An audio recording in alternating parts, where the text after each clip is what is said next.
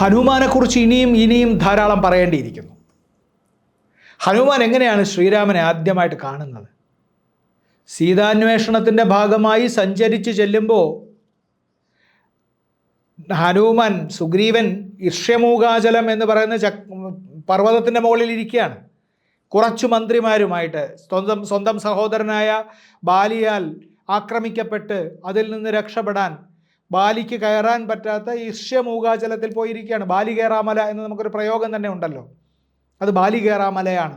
ഒരു ശാപം കൊണ്ട് അവിടേക്ക് പ്രവേശിക്കാൻ പറ്റുന്നില്ല ഇഷ്യമൂകാചലത്തിൽ. അവിടെ ഇരിക്കുകയാണ്. അവിടെ ഇരിക്കുമ്പോഴാണ് താഴ്വരയിലൂടെ അമ്പും വില്ലുമൊക്കെ ധരിച്ച രണ്ടുപേർ, ദീർഘകായരായിട്ടുള്ള രണ്ടുപേർ നടന്നു വരുന്നത് കാണുന്നത്. അപ്പോൾ അവിടെ വലിയ ചർച്ച നടക്കുന്നുണ്ട്. ഇവർ നമ്മളെ ആക്രമിക്കാനായിട്ട് ബാലി പറഞ്ഞു വിട്ടതായിരിക്കും, ഇവർ നമ്മളെ ആക്രമിക്കാൻ സാധ്യതയുണ്ട്, അതുകൊണ്ട് നമ്മൾ ഇവരാരാണെന്ന് അന്വേഷിക്കണം എന്ന് പറഞ്ഞിട്ടാണ് അതിലെ ഏറ്റവും മികച്ച മന്ത്രിയായിട്ടുള്ള ഹനുമാനെ അയക്കുന്നത്. ഹനുമാൻ ബാലിയുടെ മന്ത്രിയായിരുന്നു. സുഗ്രീവൻ ഇറങ്ങിപ്പോരുമ്പോൾ അയാളോടൊപ്പം ഇറങ്ങിപ്പോകുന്ന വളരെ ചുരുക്കം പേരിൽ ഒരാളാണ്. ഹനുമാനാണ് കാണാൻ ചെല്ലുന്നത് ഇവരെ. ഹനുമാൻ കാണാൻ ചെല്ലുമ്പോൾ ഹനുമാൻ്റെ അന്തരംഗത്തിൽ ഇവരെ കാണുമ്പോൾ തന്നെ വിചാരമുണ്ടാവുന്നു, ഇവരങ്ങനെ ഒരു കുഴപ്പക്കാരാവാൻ സാധ്യതയില്ല എന്ന്. ഹനുമാനെ കാണുമ്പോൾ എഴുത്തച്ഛൻ്റെ രാമായണത്തിൽ ശ്രീരാമൻ പറയുമല്ലോ, പശ്യ സഖേ വടുരൂപിണം എന്ന് പറഞ്ഞ് കാണുന്നുണ്ടല്ലോ. ഇതൊരു ബ്രാഹ്മണ ബാലൻ്റെ രൂപത്തിലാണ് ചെല്ലുന്നത്. ഹനുമാൻ അഷ്ടൈശ്വര്യ സിദ്ധികളുണ്ടെന്നറിയാമല്ലോ. 8 സിദ്ധികൾ, അണിമ ഗരിമ ഈശത്വം വശിത്വം എന്ന് തുടങ്ങുന്ന 8 സിദ്ധികൾ, രൂപം മാറാനും വലുതാവാനും ചെറുതാവാനും ഒക്കെ കഴിയുന്ന യോഗസിദ്ധിയുടെ ആ വലിയ പാരമ്യത്തിൽ അതെല്ലാം കൈവശമാക്കിയ ആളാണ് ഹനുമാൻ. ആ ഹനുമാനാണ് കാണാൻ ചെല്ലുന്നത്. ആ ഹനുമാൻ കാണാൻ ചെല്ലുമ്പോൾ കണ്ടു ചെന്നിട്ട് ആദ്യമായിട്ട് സംസാരിക്കുമ്പോൾ ശ്രീരാമൻ പറയുന്നുണ്ട്, നല്ല വൈയാകരണൻ വടു നിർണയം എന്ന്. ഹനുമാൻ സൂര്യനോടൊപ്പം ഉദയം മുതൽ അസ്തമയം വരെ ഒപ്പം സഞ്ചരിച്ചിട്ട് വ്യാകരണവും നിരുക്തവും അങ്ങനെയുള്ള എല്ലാ സകല ശാസ്ത്രങ്ങളും ഒപ്പം നടന്ന് അഭ്യസിച്ച ആളാണ്. അതുകൊണ്ട് അസാമാന്യ വൈയാകരണനാണ്. വ്യാകരണം തെറ്റിപ്പോയാൽ വലിയ സങ്കടമുള്ളയാൾ. അങ്ങനെ ഭാഷയിൽ അസാമാന്യ ശുദ്ധിയുള്ളയാൾ. നമ്മൾ ഹനുമാനെ നമ്മളുടെ ഭാഷയുടെ മഹാദേവതയായിട്ട് കരുതേണ്ടതല്ലേ? ഇങ്ങനെ ശുദ്ധമായ ഭാഷ പറയണമെന്ന് വിചാരിച്ചിട്ടുള്ള, അത് ഏറ്റവും സൗമ്യമായും ദീപ്തമായും മധുരമായും പറയണമെന്ന് വിചാരിച്ചിട്ടുള്ള ആളാണ് ഹനുമാൻ. അവിടെ വച്ചാണ് ഇവരെ കാണുന്നത്. ഇവരെ കണ്ടിട്ട് ഇവരോട് കാര്യങ്ങളെല്ലാം അന്വേഷിക്കുമ്പോൾ ഇവർ ഇന്നയിടത്തു നിന്നാണ് വരുന്നത്, ഇന്ന കാര്യത്തിനാണ് വരുന്നത് എന്ന് പറയുമ്പോൾ നിങ്ങൾക്ക് സുഗ്രീവനുമായിട്ടുള്ള സഖ്യം എല്ലാ അർത്ഥത്തിലും ഗുണം ചെയ്യും എന്ന് പറഞ്ഞിട്ടാണ് വിളിച്ചുകൊണ്ട് പോകുന്നത്. അവിടെ വച്ചാണ് സുഗ്രീവനുമായിട്ട് സഖ്യമുണ്ടാകുന്നത്. ആ സഖ്യത്തിൻ്റെ ആധാരമായി തീരുന്നത് ഹനുമാനാണ്. ഹനുമാൻ്റെ ജനനകഥ വാൽമീകി രാമായണത്തിലുണ്ട്. അത് പറയുന്നത് അഗസ്ത്യനാണ്. ഹനുമാൻ്റെ സാന്നിധ്യത്തിലാണ് പറഞ്ഞു കൊടുക്കുന്നത് ഹനുമാൻ എങ്ങനെയാണ് ഇങ്ങനെ ഉണ്ടായത്. ചെറിയ കുഞ്ഞായി ജനിക്കുമ്പോൾ തന്നെ സൂര്യൻ ഉദിച്ചു വരുമ്പോൾ അത് ചെറിയ ഒരു പഴമാണെന്ന് വിചാരിച്ചിട്ട് നേരെ സൂര്യന് നേരെ ചാടി എന്നാണല്ലോ. ഇടശ്ശേരി പറയും, കൂരിപ്പഴമോ ബാലാദിത്യൻ എന്ന്. നിനക്ക് കൂരിപ്പഴം എന്ന് പറഞ്ഞാൽ ചെറിയ പഴമാണോ ഈ ഉദിച്ചു വരുന്ന സൂര്യൻ എന്ന് ശങ്കിച്ചിട്ട് ചാടാൻ ശ്രമിക്കുകയും, അപ്പോൾ ഇന്ദ്രനോട് ഇയാളൊരു ചാടി വരുന്നു എന്ന് ഇന്ദ്രനോട് ചെന്ന് ആരോ പറയുകയും, അങ്ങനെ ഇന്ദ്രൻ വന്നിട്ട് ഈ വജ്രായുധം ഉപയോഗിച്ച് ഈ ഹനു കവിൾത്തട്ടിൽ അടി കൊണ്ടിട്ട് താഴെ വീണ് പോവുകയാണല്ലോ ചെയ്യുന്നത്, ബോധരഹിതനായിട്ട് അല്ലെങ്കിൽ മൃതനായിട്ട്. ഇദ്ദേഹത്തിൻ്റെ പിതാവായിട്ടുള്ള വായു ഭഗവാൻ, ഈ വായു ഭഗവാൻ ഹനുമാനെ എടുത്തുകൊണ്ട് പോവുകയാണ്. എടുത്തുകൊണ്ട് പോയിട്ട് ഏതോ ഒരു സ്ഥലത്ത് പോയി ഇരുന്നു. അതോടുകൂടി ഇപ്പം ഈ പ്രപഞ്ചത്തിൽ വായുവില്ലാതെയായി സകലതും നിശ്ചലമായി. ജീവിതം നടക്കാതെ ആയപ്പോഴാണ് വായുവുമായിട്ടൊരു ഒത്തുതീർപ്പുണ്ടാക്കിയിട്ട് ജീവൻ തിരിച്ചു കൊടുക്കുകയും മേലിൽ വജ്രായുധം ബാധിക്കില്ല എന്ന് വരം കൊടുക്കുകയും ചെയ്താണ് ഹനുമാൻ വളർന്നു വരുന്നത്.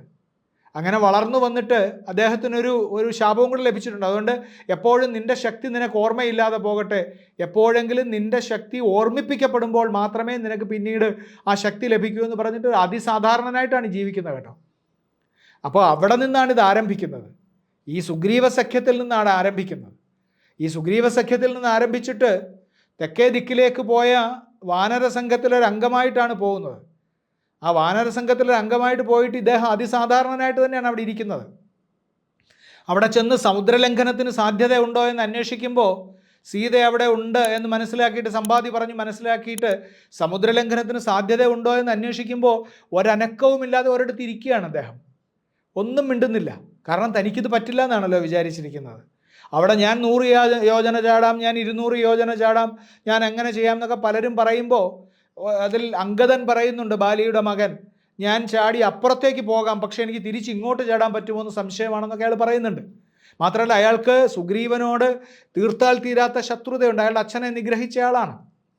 അതുകൊണ്ട് അയാൾ സുഗ്രീവനെ അയാൾ ഭയങ്കര ഭീകരമായിട്ട് വാൽമീകി രാമായണത്തിൽ സുഗ്രീവനെ ഭത്സിക്കുന്നുണ്ട്. ആ സ്ഥലത്തൊക്കെ ഹനുമാനാണ് ഇടപെടുന്നത്. അവിടെയൊക്കെയുള്ള ഹനുമാൻ സംസാരിക്കുന്നത് നമ്മൾ കേട്ടു നോക്കണം, നമ്മളൊന്ന് വായിച്ചു നോക്കണം. അപ്പോഴാണ് നമുക്ക് മനസ്സിലാവുക നമ്മളുടെ ഈ മോട്ടിവേഷൻ എന്നൊക്കെ പറഞ്ഞ് നമ്മളിപ്പോൾ നടത്തുന്ന മഹാസാഹസങ്ങളൊക്കെ എത്ര നിഷ്പ്രഭമാണ് ഇതിൻ്റെ മുന്നിലെന്ന്. ഹനുമാൻ പറയുന്നുണ്ട്, നിങ്ങൾക്ക് എന്തെങ്കിലും ചെയ്യാൻ ആഗ്രഹിക്കുമ്പോൾ നിങ്ങൾക്ക് ഇച്ഛാഭംഗമുണ്ടായാൽ ആ ഇച്ഛാഭംഗം നിങ്ങളെ തളർത്തുകയും നശിപ്പിക്കുകയും ചെയ്യും, പ്രവർത്തിക്കുകയാണ് വേണ്ടത് എന്ന് പറഞ്ഞ് അംഗദനെ ഉത്സാഹിപ്പിക്കാൻ ശ്രമിക്കുന്നുണ്ട്. അംഗദനെ ഉത്സാഹിപ്പിക്കാൻ ശ്രമിക്കുമ്പോൾ അംഗദൻ പിന്നെയും സുഗ്രീവനെ ഫൽസിക്കുന്നുണ്ട്. അവിടുന്നാണ് പിന്നെയും അയാളെ പറഞ്ഞ് മനസ്സിലാക്കിയിട്ടാണ് കൊണ്ടുവരുന്നത്. അപ്പോഴാണ് ജാംബവാൻ എന്ന അതിലേറ്റവും പ്രായം ചെന്ന വാനരൻ ഹനുമാനോട് തൻ്റെ ജന്മകഥയും താൻ അസാമാന്യ ശക്തിമാനാണെന്നും സൂര്യനെ ഇങ്ങനെ കുഞ്ഞുനാളിൽ തന്നെ പോയി പിടിക്കാൻ ശ്രമിച്ചിട്ടുണ്ടെന്നും ഒക്കെ പറഞ്ഞ് പ്രോത്സാഹിപ്പിക്കുന്നത്. ആ പ്രോത്സാഹിപ്പിക്കുമ്പോഴാണ് ഹനുമാൻ തൻ്റെ ശക്തി മനസ്സിലാക്കിയിട്ട് ഞാൻ ചാടാം എന്ന് പറയുന്നത്. ആ ചാടുന്നതിനെക്കുറിച്ച് സുന്ദരകാന്ഡം എന്ന വാൽമീകി രാമായണത്തിലെ അധ്യായവും എഴുത്തച്ഛൻ്റെ സുന്ദരകാന്ഡവും എത്ര മനോഹരമെന്ന് നമ്മൾ വിചാരിക്കണം. അതിന് സുന്ദരകാന്ഡം എന്ന് പേര് വരാൻ കാരണം തന്നെ ഇത് ഒരു സുന്ദരനായിട്ടുള്ള ഏറ്റവും മനോഹരനായിട്ടുള്ള ഒരാളുടെ കാര്യം പറയുന്നത് കൊണ്ടാണെന്നും സുന്ദരൻ എന്നാൽ വാനരൻ എന്നതിൻ്റെ പര്യായമാണെന്നും അങ്ങനെ പല പല കാരണങ്ങളുണ്ട് എന്ന് പറയും.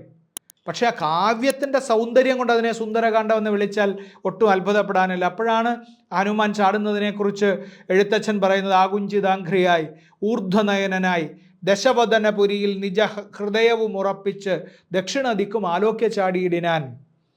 2 കരങ്ങളും ഉയർത്തി പരത്തി ആകുഞ്ചിതാംഘ്രിയായി കഴുത്തിങ്ങനെ ഉയർത്തിപ്പിടിച്ചിട്ട് ഊർധ്വനയനായി കണ്ണ് മേലോട്ടുയർത്തി ദശവദനപുരിയിൽ നിജ ഹൃദയവും ഉറപ്പിച്ച്, അതാണ് അതിൽ ഏറ്റവും സൂത്രവാക്യമായ വരി.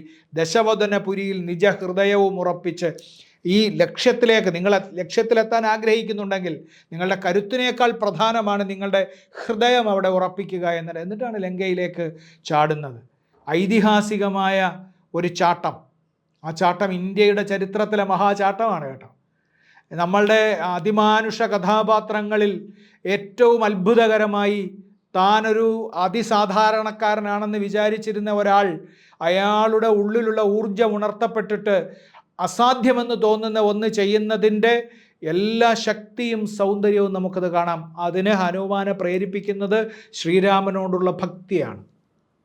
ആ ഭക്തി എങ്ങനെ താനെ വളർന്നു വന്നു എന്നതിന് വാൽമീകി രാമായണം ഒരു സൂചനയും നമുക്ക് തരുന്നില്ല. ഒരുപക്ഷെ അദ്ദേഹത്തിൻ്റെ പൂർവ്വജന്മങ്ങളിലൊക്കെ തന്നെ നിക്ഷേപിക്കപ്പെട്ട ഭക്തി, അദ്ദേഹത്തിൻ്റെ പൂർവ്വജന്മങ്ങളിലൊക്കെ നിക്ഷേപിക്കപ്പെട്ട ഭക്തി ഏറ്റവും സജീവമായി പുറത്തേക്ക് വന്നതാവാം. നമുക്ക് ഹനുമാൻ്റെ ലങ്കാഗമനത്തെക്കുറിച്ച് കൂടി ഇനി പറയേണ്ടതുണ്ട്.